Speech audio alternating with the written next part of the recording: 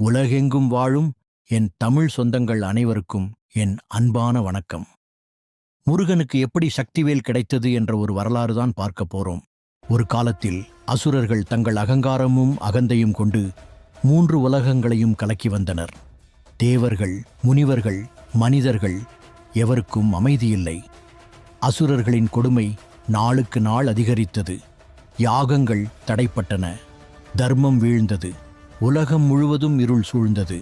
அப்போது தேவர்கள் அனைவரும் சிவபெருமானை சரணடைந்தனர். பிரபு, இந்த உலகை காப்பாற்ற ஒரே சக்தி உங்களிடம்தான் உள்ளது என்று கண்ணீர் மல்க வேண்டினர். சிவபெருமான் அனைத்தையும் உணர்ந்தார். அந்த தீமையை அழிக்க ஒரு அற்புத சக்தி தேவை என்பதை அறிந்தார். அப்போது அன்னை பார்வதி தேவி தன் பரிபூரண சக்தியை ஒன்றிணைத்தாள்.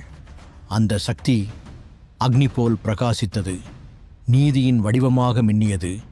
அந்த தெய்வீக சக்தியே சக்திவேல். தை மாதத்தில் பூச நட்சத்திரமும் பௌர்ணமியும் சேர்ந்த அந்த புனித நாளில் அன்னை பார்வதி தேவி ஆறுமுகக் கடவுள் முருகப்பெருமானின் கரங்களில் அந்த சக்தி வேலை ஒப்படைத்தாள். அந்த வேல் வெறும் ஆயுதம் அல்ல, அது அறிவின் சின்னம்.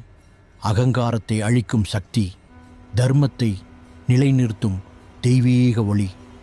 முருகப்பெருமான் அந்த சக்தி வேலையேந்தி அசுரர்களை எதிர்த்து போரிட்டார். தீமை அழிந்தது, நல்லது வென்றது. உலகம் மீண்டும் அமைதியடைந்தது. அதனால்தான் சக்திவேல் பெற்ற இந்த தைப்பூச திருநாள் உலகம் முழுவதும் வாழும் தமிழர்களால் மிகவும் பக்தியுடனும் பெருமையுடனும் சிறப்பாக கொண்டாடப்படுகிறது. இன்றும் தைப்பூச நாளில் முருகனை மனதார வேண்டினால் நம் வாழ்க்கையிலும் இருக்கும் அசுர எண்ணங்கள், தடைகள், துன்பங்கள் அனைத்தும் விலகும் என்று பக்தர்கள் நம்புகின்றனர்.